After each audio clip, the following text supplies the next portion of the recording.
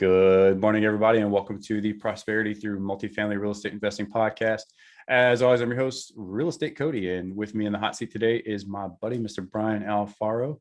Brian, good morning to you, my man. How you doing? I'm doing well, Cody. Doing well. How about yourself? Fantastic. I am fantastic. Loving life. We got a lot of good things going on, and been making big things happen here. That's right. I'm excited about our conversation today, Brian. And reason being is because there's a lot of talk about the value add strategy in today's time, and looking at new alternative amenities that are just aside from the construction type of amenities. What are your thoughts on that? Where do you think are there some opportunity? Yeah, absolutely. The term value add is obviously a very overused term in our industry and can mean a variety of things. Are we talking full rehab? We talking, Nest thermostats? The spectrum is very broad, right? So with technology constantly changing and tenant expectations also changing, especially after a year like COVID, I think it's definitely a good conversation to have, and curious to see what Mike can add value to our listeners. Yeah. Excited to have our guest today, because I think this is, again, going to open the eyes to some of the operators out there that may be looking for just, again, that new way to add value to the resident experience, which I think ultimately is going to keep, your residents happy and keep them in your properties longer. So tell us who that is today, Brian. Yeah, absolutely. So today we have Mr. Mike Doucett, who is with Blueport, a managed service provider specializing in community Wi-Fi for multifamily properties, both as a connectivity backbone for connected devices and Wi-Fi to residents as a revenue generating amenity. I like that part. Blueport has operated business for 20 years, providing Wi-Fi service and expertise to some of the largest organizations in the country. Mike, welcome to the show. Thanks for having me, guys. Absolutely, man. Again, really, really excited you're here, and just such a timely topic. I know we've connected, probably several weeks prior to this recording, and this has always been something that we have been intrigued by, because as we were just discussing a minute ago, this concept of the value add has been so overplayed, and I feel like it's been beaten to death, so to speak. And so as operators, as we're looking for our next investment opportunity, we're really looking forward to figure out what are other amenities that people aren't tapping into just quite yet. What is the general resident demographic today's time looking for as far as a value add community? And I think it's very much in line with what we're going to discuss today, in this tech component or efficiency in their home versus having to outsource that thing. So anyway, tell us a little bit more about your background in Blueport, and we'll go from there. Yeah, sure. So, Blueport's been around, as Brian mentioned, for about 20 years now. We started primarily in the hospitality space, providing managed Wi-Fi, high-speed internet access to guests in the hotel space. We've worked for all the major brands, boutique hotels. And about 3 years ago, we started to pivot towards multifamily, noticing a need for managed Wi-Fi throughout apartment communities. The IoT conversation really started to pick up. Streaming is obviously a big thing for folks now, right? A lot of people are cutting the cord. So not so many people need the cable subscription or the overbuilt, residential model anymore, where you're bringing in all this infrastructure for cable companies to be able to sell a retail model to your residents. Wi-Fi is a nice fix for all of that, because you can provide a community Wi-Fi component to your property and add some value there, both in, like Brian mentioned, the connectivity infrastructure for all of the technology that is going into buildings nowadays, and also as a revenue generator by selling that Wi-Fi or including it in the rent to your residents. Yeah, I like that. And I want to take today's conversation. I really want to look at it from two aspects. I want to look at it from the again, the resident experience, the end user, so to speak, and then us as the business operator, because, sure, there's benefits to both. But let's focus on the resident experience first. Why is this an important amenity that operators should consider when it comes to appealing to their residents in their communities? Sure. I mean, right now in the old model, a resident can get connectivity in their unit, right? They can sign up for a subscription, and they can get Wi-Fi in their unit and cable and so on and so forth. There's not a lot of access in the public space, though, right? You might have a small public network. You have to connect and join that network. It might not be at the pool. It might not be at the gym, or it might be in those places, and it's just not robust and really meant to have folks on it and streaming and doing all the things that they can do now from their phones, right? Simply, the phone can just do a lot of internet connectivity nowadays. So with routers in places in all the units, that's not a cohesive network, right? A managed Wi-Fi network is something that works in cohesion with all of the other devices that are connected to that network. When you have multiple routers in residential units, they all conflict with each other through RF noise. So it makes a very noisy environment, and not really something that humans might be able to see. But certainly from a network perspective, it creates a busy traffic jam, so to speak, and can have some functionality impact to it. So when you bring in a managed Wi-Fi network, we go in, we design that network to be completely property wide, and then we make sure that all areas of the property are covered. Residents can then join the connectivity in their units, but also when they join in their unit, they can seamlessly roam throughout the property to all the other amenity spaces and anywhere throughout the property. And we make sure that we have robust connectivity there. So from the resident perspective, it's a nice experience. We call it a resort style experience where you can just basically roam throughout the property. You're on the connection and you have internet access wherever you go. With our solution, the caveat is you're on your own personal area connection as you're roaming throughout the property. So with our Vault solution, we've done a very unique feature here where we have added seamless roaming to the product itself. So residents can move throughout the community on their own personal area connection that is secure and encrypted. And we've added some easy onboarding features to that. So it's a very simple, easy process. Instant on access when somebody moves into the apartment. They have it automatically. They can get the email to join before they even put the key in the door for the first time when they're leasing the apartment. So it's a very easy, unique process for residents, and it's something that I think folks are moving towards. Right, everybody's cutting the cord into the cable subscriptions. They don't need the huge cable bill anymore. Most folks just need an internet connection. They can be on their phone. They can work from home, and they can also stream on a number of apps now that are available to folks, right? I mean, I joke all the time when I'm having this conversation that my wife and I spend more time going through the apps trying to figure out what we want to watch than we actually do watching TV, right? And it's like 45 minutes of which app, which show, what do we have? There's so much content out there now, and it's all internet based, right? It doesn't need to come over a coax cable anymore. And so that's really the features that are unique to residents nowadays. In terms of also bringing on IoT devices and smart apartment technology for a more connected living experience. So there's a number of different benefits that come to residents with this model. Yeah, I think you mentioned one important comment in there, and it's the resort style feel of the access to this service, right? Because I know for me, Brian, you probably would agree. Like I get very frustrated when I go into a particular location and there's not a good internet access or good Wi-Fi network, and I'm having connectivity issues. And look, we're all a society of convenience, right? I mean, we all want things immediately, and especially I know from us when we're operating business, time is of the essence. So for the residents in particular, I really do think that the emphasis going forward, as far as the value add, is really focusing on that resident experience. How do you give them that top class resident experience? Resort style is a great way to label that. I don't know, Brian, would you agree? What do you think?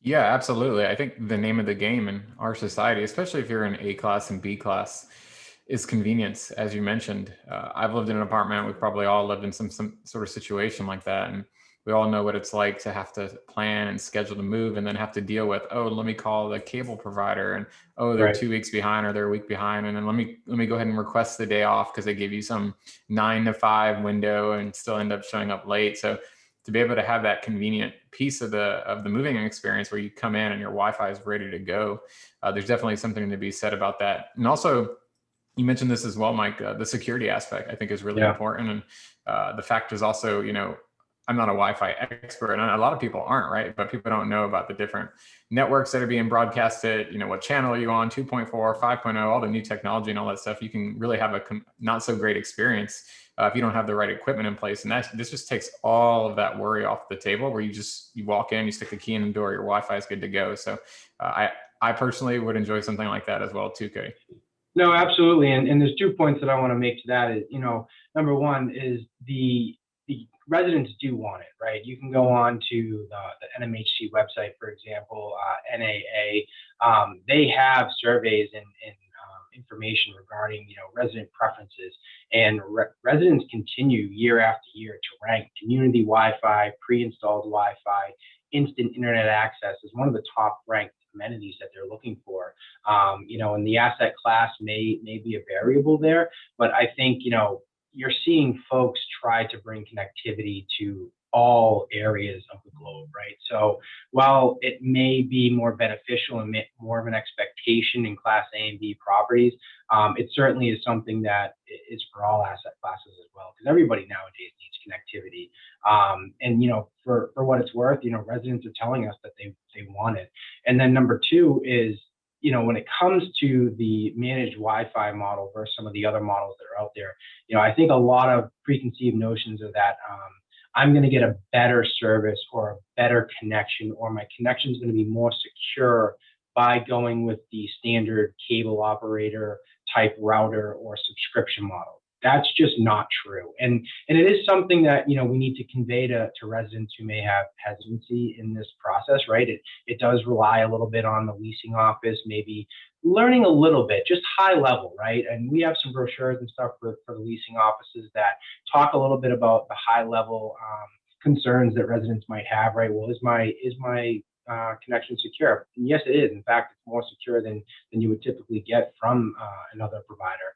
Am I going to have fast internet? Yes, you are. You're going to get up to gigabit speeds, which in most cases is about as robust as it can get right now, right? And then you throw in the community-wide feature, right? If you go to a standard subscription model, you've got connection in your unit, but you don't have that connection throughout the property, right? And when you have this managed Wi-Fi or community Wi-Fi, as I like to say, you have that full community-wide connectivity with those other features, right? Up to gigabit speeds, secure personal area connection. So in most cases, this is a better product overall for the residents and for the operators as well.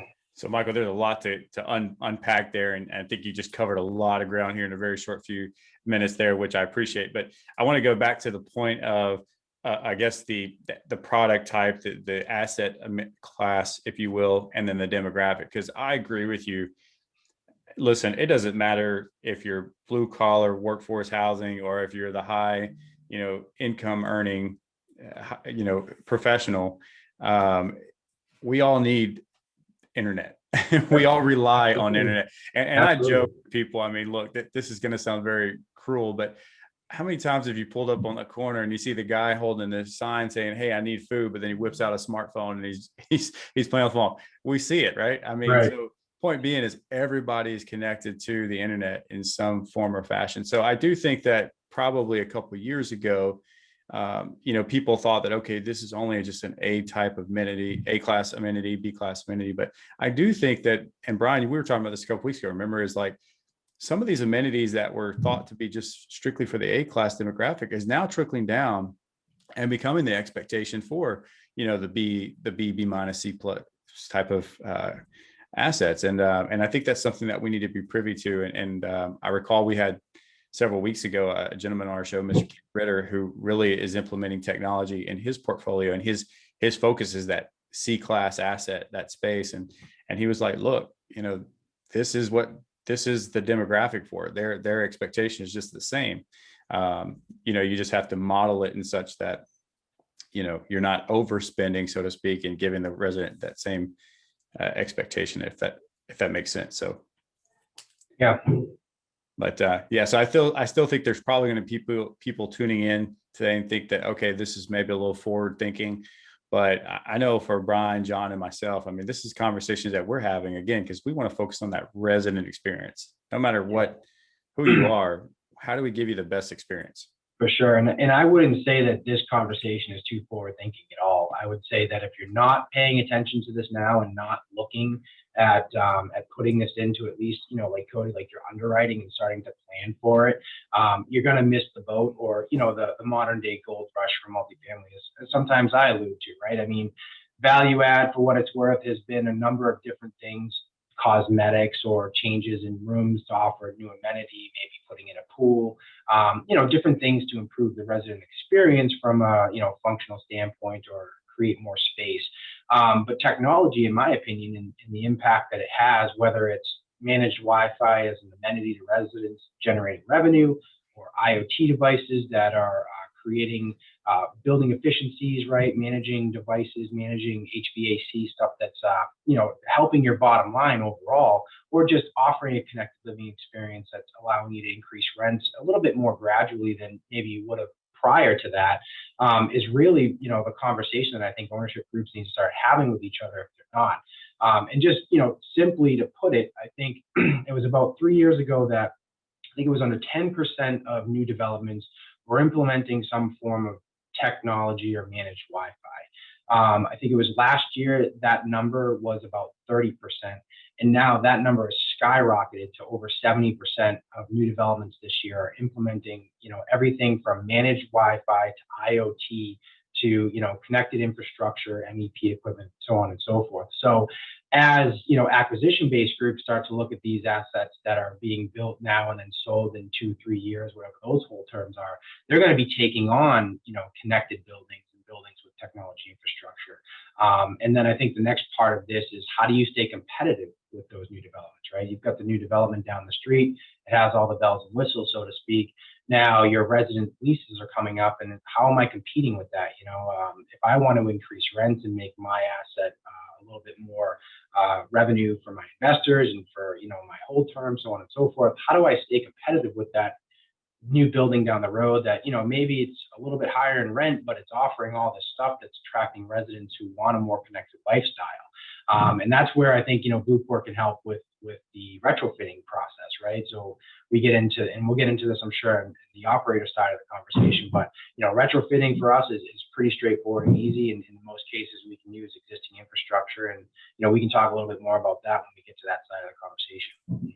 Yeah, we're going to get there in here just a second, but I guess again, the overall theme is like, if you think about this from the resident perspective, and this, I contribute this to COVID, and Brian, chime in here if you have some input here, but COVID has changed our behaviors in a little bit, in such that it's made us pay attention to our efficiencies in the home space, right? I mean, we were all forced to be quarantined in our homes. We couldn't really go out, and so we needed more efficiency in our home, whether that be working spaces, internet, utilities, whatever the case may be. So I think that the owner operators and the developers that are looking at things like this to provide that efficiency at home is really going to help you stand out moving forward as operators. And I think ultimately, again, look, if you can keep tenants or residents in your properties and keep them renewing leases, what is that going to do? Number one, it's going to help your overall revenue. It's going to keep your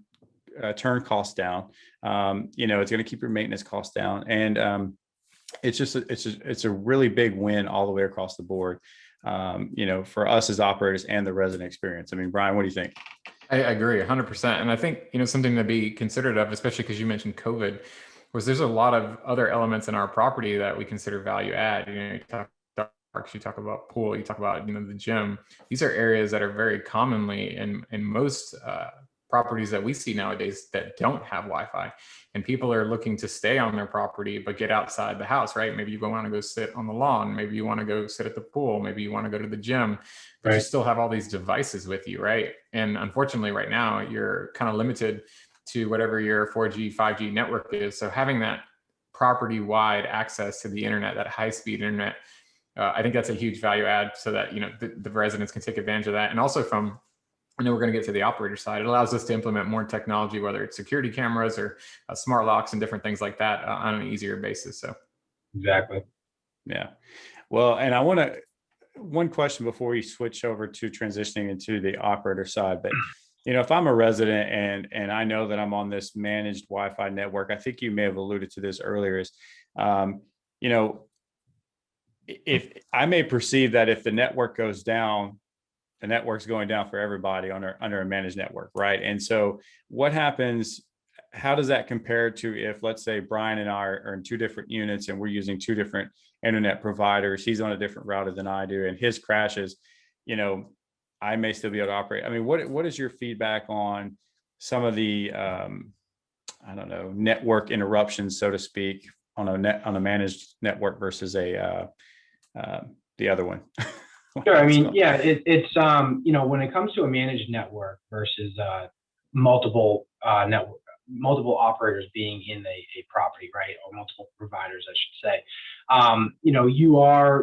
If the network goes down, or it's going to go down for everybody, of course, but the way that a managed network goes down is really if there's a major outage with the ISP, right? The underlying internet service provider. So what we do is we go out and we purchase a dedicated fiber line.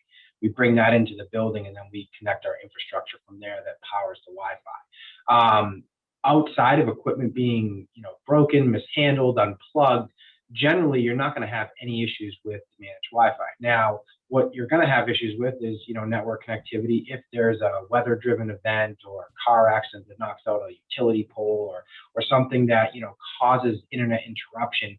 But typically what I say is that, if your building doesn't have internet in that case, then it's probably a citywide type issue, right? It's something that multiple people are experiencing and that, is getting worked on aggressively to get repaired. To switch gears, if you have multiple providers in the unit, and somebody decides to go with this provider, provider A versus provider B, and provider A is having an issue, then people who are subscribed to provider B may not be experiencing that issue. But again, what is driving that problem? How far upstream is the internet outage, right? Is it a weather-driven event? Is it an accident? Is it something that somebody cut through a wire while digging, right? Things like that are what typically will cause these types of issues. Or if you're with a provider, is that provider experiencing an issue that the other provider isn't? Generally you don't see too much of that going on, but those are kind of the issues that I could see arising with that. But generally overall, managed Wi-Fi has a pretty strong uptime to it. Sure. Okay. And again, coming from a resident experience, like there seems to be a probably thesis that if my managed Wi-Fi service goes down, I don't know who to contact. I don't know who to get a hold of. Is it the leasing agent? Is it you guys, the provider? Walk us through that troubleshooting. Yeah, great question. So when we come in and put in a managed Wi-Fi network, we're going to hand out some brochures to your leasing office, as I mentioned before. That's going to answer a lot of basic questions, about connectivity, about speeds, about security. And then from there, that's going to be given over to the resident as kind of, what to do if you have a problem. 100% of the calls come to Blueport. The leasing office handles nothing at all. They refer the residents to us if there's an issue. And we white label that service as well. So we could answer the phone as Blue Oak Capital, or we could answer the phone as Blueport Help Desk. It doesn't really matter. But it is bold and in your face on that document. Need help?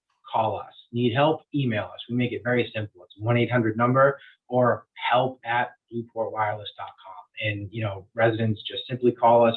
We'll troubleshoot with them on connecting devices or connecting any sorts of equipment in the apartment. If something's not working, we'll work through the process with them.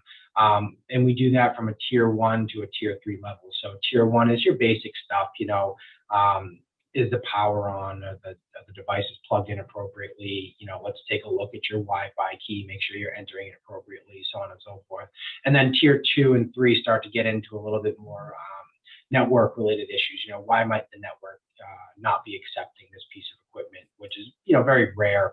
Generally, we get in, we might change some configurations, do some stuff on the back end in a really technical nature, and, make sure that everything gets online. But with Vault and our solution, it's very simple. It's a Wi-Fi key that you get unique to yourself, and you're going to enter that key and you're going to follow standard manufacturer instructions to get most of your devices online. Anything that can accept an email will simply just a click of a button, you're online. So it's pretty straightforward. But yeah, we will help tier 1 through 3. We take 100% of calls.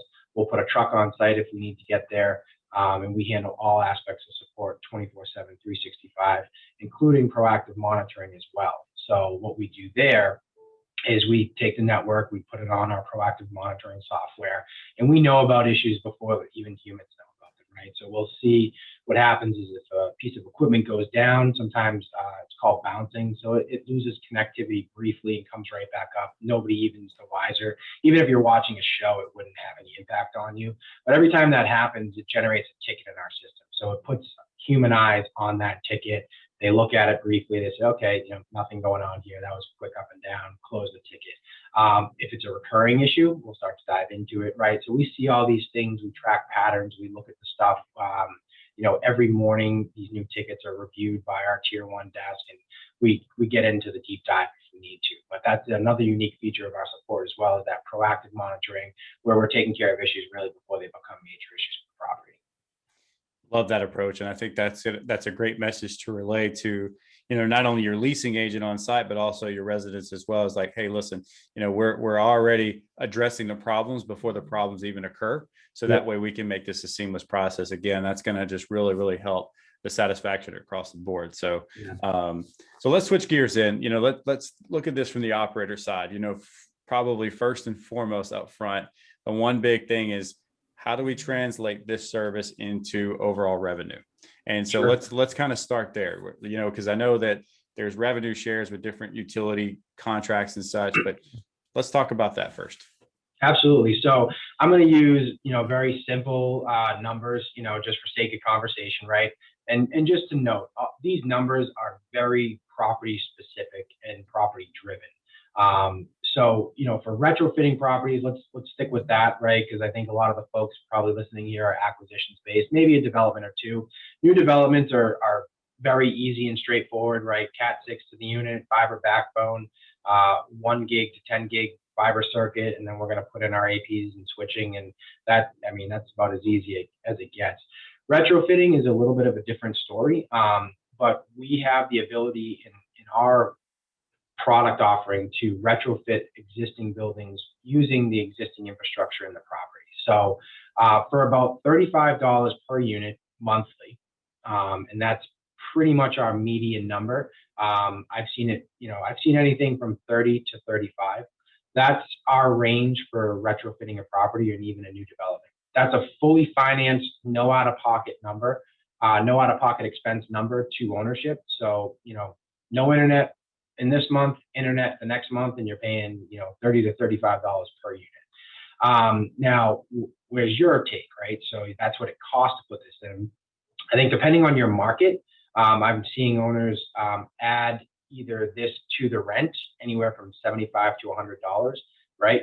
It costs $75 in some markets for gigabit speeds, and then you can move to a densely populated city, and you pay $100, $120 pretty easily for gigabit speeds. So there's your delta right there. $75 to $100, $30 to $35 recurring cost. So you can see pretty quickly how this adds up to a pretty substantial revenue generating amenity. Major impacts to NOI. Of course, if you're adding dollars year over year to your NOI, that's going to have a dramatic effect on your asset value as well. And so what you once were going to hold this property for, generate revenue on, and then sell, you've now added, hundreds of thousands, and in some cases, depending on your unit size, millions of dollars in asset value, because you've now added hundreds of thousands of dollars year over year in NOI. So that's the high level revenue look of it all. I know big numbers and numbers kind of all over the place, but we offer two flavors, CapEx, OpEx. So you can pay for the network up front and then just pay your recurring costs. Generally anywhere from $400 to $500 per unit in terms of CapEx costs. Anywhere from $15 to $20 in recurring costs for internet and support for moving forward. But the financing model is what I think is most attractive probably to acquisition-based groups looking to retrofit. So, $30 to $35 per unit, and then resale of $75 to $100, whether that's included directly in the rent, and here you go, you have it, or that's a technology amenity fee that can be added if somebody wants to opt in. So yeah, that's probably a good place to start. Yeah, and great explanation. I think it's very easy to understand conceptually, that delta and how do we get that spread. And again, I would probably argue that many operators currently have something kind of similar with maybe a cable contract or so right now, sure. Which can also, by the way, still be very, very expensive with those old cable contracts as well. So, but let's talk about that. As far as the contract that comes along with this type of service, are we signing 1 year, 2 year, 5 year contracts, and And can you transfer those contracts at this position if we've exceeded, or we haven't exceeded that point yet? Absolutely. So we're typically a 5-year contract, which is so far what I've seen, half of what is typically offered to multifamily owners, right? Most contracts right now are typically 10 years. The financing model is part of that. And, so what happens is over those 10 years, equipment's going to phase out. I mean, technology in today's day and age, this network that's going in, it's going to be very healthy for 5 years. And then probably at year 7, you're going to start to experience issues because, these things are going to continue to get smarter. They're going to be able to access more speeds. And as that happens and there's more connected devices, you're going to need to upgrade equipment. That's just the name of the game here in technology, right? So we're giving it to you at 5 years. It's yours after that. And then as, we'll continue on a month-to-month basis supporting. And then when you want to upgrade, you can just simply, upgrade. I mean, there's a lot of Band-Aids and things that can be done to networks to keep them moving. They're not just going to fall flat and stop working. But, when the upgrade comes time to, be reviewed or considered, we'll just put together another, bill of materials and we'll look at doing this again. That approach, in my opinion, is a little bit better than being locked into a 10-year agreement, right? Where now at year 7, 8, you're starting to experience some issues and you're kind of stuck, right? You don't have the ability to do anything, and you might be offered an upgrade, but it might come with another 10-year agreement. So, is that something that you want to do versus the flexibility of that 5-year contract? Yes, ours can be transferred. If you're financing it, you're going to want to fulfill that note probably before you transfer it. But that's all part of the new owner's due diligence process, and then what is existing at the property that they can take on. It's the same as any other contract really that the property currently has and maintains. Gotcha. Okay, and let's talk about the actual bandwidth of the service, because I think you alluded to, you guys probably have different packages, 1 gigabyte, 10 gigabyte, whatever it is. Sure. And I've heard this in the past where certain operators who have this amenity may have had certain complaints about their service, or it may be too slow, or there's always issues, but then they're running on a 25 Megabytes. megabyte speed, and it's just like, well, that's really not enough in today's time, so what's your thoughts on that? And I want to look at this from a community that's providing services like keyless entry, other type of tech packages like the smart thermostat technology. I would imagine that you need more bandwidth to provide that seamless service. You do, but it's not as much as people have it in their heads. I think everybody is of the assumption that I need a gigabit speed. You're sure you do, and you want to have fast speeds, but you're never getting a dedicated gig. You have to pay for that, right? And Mike, most people don't even have the equipment that can actually take that. Perfect, Ryan. Exactly. You're hired, because that is a very true statement, right? People's equipment and the stuff they're using generally can't even get to those speeds anyways, right? It's a misconception that's out there in the space. So, what we do is we'll typically bring in a gig per 200 units. Residents will experience up to gigabit speeds. But most people in most cases, they're generally using about 25 megs to do all of the things they need to do. You might see spikes here and there where everybody, is trying to watch something. But, the facts are this: people aren't online at the same time. People aren't home at the same time. We do bandwidth allocation and prioritization. So we're moving things around behind the scenes, making sure that traffic moves smoothly and that things are all efficiently operating together. Really that ubiquitous, cohesive network that we talked about earlier. The devices that you mentioned, keyless entry, camera systems, telephone systems, computer systems for staff, really anything that's hooking up to that connected infrastructure, it's not using a lot of bandwidth. And, we're just bringing that back into our connected infrastructure, and we're monitoring it, and we're making sure that it has what it needs. All of this comes together really in the design process, right? So what do you want to do in your property? Well, I want to do keyless entry. I need cameras in this area. My staff has computers and telephones, a number of different connected devices for building operations, building efficiencies, connected living, whatever you want to do. We'll get all that information from you in the beginning. We'll look at how many units the property is. We'll look at what you want to offer.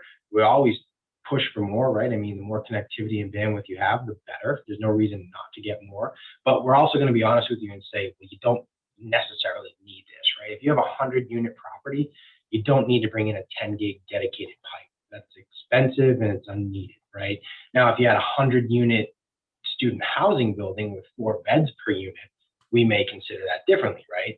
The Gen Z and the younger millennials are very connected. They all have multiple devices. They're all gaming. They're all streaming. So we'd want to allocate bandwidth appropriately for that. But in your general apartment environment, it's about a gig for us per 200 units, and then we scale up from there. We'll bring in a gig per every 200, and that's kind of how the math works out for us that we look at. But ultimately, we want to make sure that we have robust connectivity throughout the property, and we start with that in the design process before we commit to anything. And then we review it all together. We talk about it with ownership, and we make sure that everybody's comfortable. And we try to educate through the process, right? We don't just, here's a network, take it, sign up for it, buy it, let's go. I've found that, throughout this process for me over the last 3 years, it's been a lot of education and evangelizing, right? It's been talking about what these networks do, how they perform, what they're capable of, what residents will experience, and all of those components together to kind of help people make and navigate these paths of technology. Absolutely. Mike, I have a question. So what are, in your experience, have you seen other operators? How are they handling this? Are they strictly baking it into the rent and saying like, okay, we're paying $35 per unit for this. Let's go ahead and bump rents $70, right? Sure. It's double our money. Or are they offering it in a more of an upsell add-on amenity where you can go to the potential residents and say, hey, now you can take this off your plate. Don't worry about it. You can sign this addendum, a part of your lease or whatever, and add it to your package. And then do the residents have actual options, or is it just kind of like a flat, like, hey, this is a Wi-Fi service? What if you have somebody who lives in a unit that needs more speed? Can they buy more dedicated speed? So how are you kind of seeing operators handle those challenges? Yeah, so great questions there. So first and foremost, we can make suggestions, right? But it's really on ownership to decide how they want to move forward. So I've seen folks in the luxury environments just flat out say, hey, I'm going to be $300, $400, $500 more in this market than anybody else is charging. It's just an expectation, right? I need to offer this. So it's baked into the entire process. I've seen other folks, yes, bake it into the rent and increase rents accordingly with the price of gig speeds in the market. Some of those folks have been creative and said, all right, well, if it's $80, I'm going to sell it for $75 or $70. And because I'm offering equal to or better product, right? So there's nothing that the resident isn't getting from me if they went to another provider in the market. I've seen affordable housing folks, need to keep their requirements in line with certain, government issued rulings, or however those, municipalities have said, this is what you have to offer, this is how you can offer it. So I've seen everything from it baked in as a technology amenity, about an upsell, really just however they can get creative in offering this to the residents. In terms of, how does ownership navigate that path of we're going to offer this and this is the only thing versus resident choice? Resident choice definitely is still a real thing, and that's why I lean on, if you want to do this, it does require some creativity and some conversation with the leasing office, right? How do you go into a 200-unit apartment community and say, well, we're going to offer managed Wi-Fi. It's going to be as good as you can get anywhere else in this market. You're going to have that percentage of residents who aren't streaming yet and are comfortable with cable, right? So in that environment, you may want to leave the incumbent cable provider there so that those folks can still have access to that.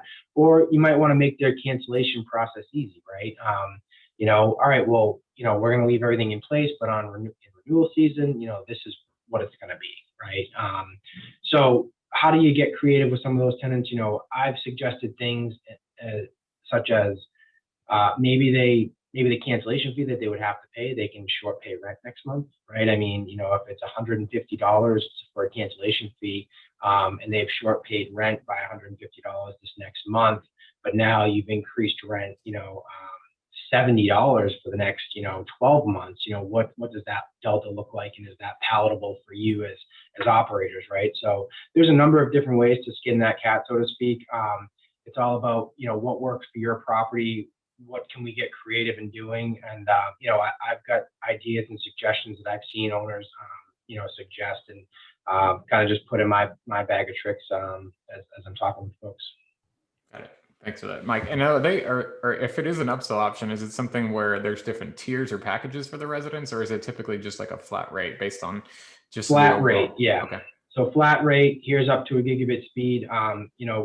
Residents there's not going to be a need for them to upgrade speeds because they're going to be getting, again, we're going to design that network for total efficiency throughout the property and to ensure that every resident gets that up to gigabit speed connection. So they're not going to be able to get better than what they're getting in the original deployment. Now, it could change from ownership, right? Ownership may say, and you saw this done in hotels, right? You can get automatically connected with the password that the front desk gives you, and you're gonna do okay on the internet, but your streaming might buffer or your emails might not load. It might be tough to do work in your room. But hey, for $4.95, you can upgrade to our fast package, right? And then they get you there. I haven't seen any owners really take advantage of that because I think it goes against the current and what we're trying to do here, right? It's about getting your residents to adopt this and then essentially pay for it so that you can put in the connectivity infrastructure to then deploy technology throughout the property, right? And really bring that property up to speed from a value add perspective in that connected living experience, and then implement all those different devices that allow that to happen. Really, it's the resident who's paying for that essentially by offering it as a Wi-Fi product to them. Yeah, that's a great point. I think you gotta navigate those waters very cautiously and just make sure that you're still appealing to the residents' expectations without, just going in there and just changing and interrupting their whole entire lifestyle in a matter of just a day, so just being cautious with that. But, Mike, before we get off here, we're kind of getting near the end of our time. I really want to kind of end on talking about the design process, because I know for us, when we're going in, we're evaluating these opportunities and we're talking about precision in our pro forma and underwriting. It's very important that we have as much information we can up front so we can make the most precise analysis of these opportunities. So, talk to us a little bit more about the design process. When you guys get engaged, what is that level of detail? What is that level of service up front before we ever physically touch the building? Yeah. So everything we design has no obligation to anybody. We will simply just put together the design, give you the numbers for you to consider, talk through that process once we have that complete, and then it's all budgetary out the door for us. So here it is. Here's a budgetary look at what it could be for your property, and then of course, as we get into the fine tuning of it all, those numbers will change depending on what you want to add or subtract, or we get in there and find that hey, the wiring is in much better condition than we expected, or vice versa, the wiring can't be used at all because it's completely compromised. So those types of issues will drive or reduce pricing appropriately. But from the perspective of a design, we really just need a set of drawings. We need an address. We need a unit count. We have a simple intake form that we typically will send out to our customers and say, all right, can you please answer these list of very simple questions? I think, Cody, I sent over some high level stuff to you. I mean, really, that's all we need to get a design going. If you can't do drawings, again, the unit count, we can utilize Google Earth, and then we'll ask some questions of the on-site staff. Are there any technology closets currently existing? Are there media panels in the rooms? Is there any existing wiring such as coax, Cat6, Cat5e? Where does that all lead back to? Just to kind of get the eyes on site for us in some of these older buildings so that we can put together a design and then use the different technologies that we have available to deploy managed Wi-Fi in these older environments. Such as G.hn, SICLU, point-to-point, DOCSIS, so we can use the existing coax infrastructure in our design process to deploy managed Wi-Fi throughout the entire property. We'd use the Cat5 lines as well in some cases to deploy that network. So we don't have to come in and rerun wire, open up walls, and do all these crazy things that I think some people have in their mind that needs to be done in order to bring this to life. So I just don't want to undertake that type of process, right? So the design, it's pretty easy and pretty straightforward. So it's simply some drawings, address, unit count. What are you looking to do? Are you going to bring in any additional technology infrastructure such as, IoT devices, smart apartment technology? And then from there, we'll get the design done. We typically turn it around about a week, and we'll give you some good numbers to consider and put into your pro forma. Awesome. And Mike, once, let's say that's all done, we close on the property. What type of timeline are we looking at from an operator standpoint? Let's say we, close on Monday, or what's the turnaround time until somebody on your team is on site and getting this thing up and running? Yeah, I mean, we could be there as early as 4 weeks. We could be there as late as 3 months, really kind of depending on what ordering equipment looks like. Right now, I think everybody's experiencing some pipeline issues from post-COVID operations. But generally it's 4 to 8 weeks for us. Once we get that contract executed, get a deposit on file, we're going out, we're procuring equipment, we bring it all in-house, we pre-configure, we get it all ready to hit the site so that it's just plug and play from there. And once it's hooked up, the network's live, we turn it over and then we support it for you. Awesome. And you guys have the bandwidth to go anywhere across coast to coast, right? I mean, you can go anywhere in the country, essentially, if I recall correctly. So we're a national group. We support over 230,000 units right now across the country in Canada, and we can deploy anywhere in the country. Awesome. Good to know. Good to know.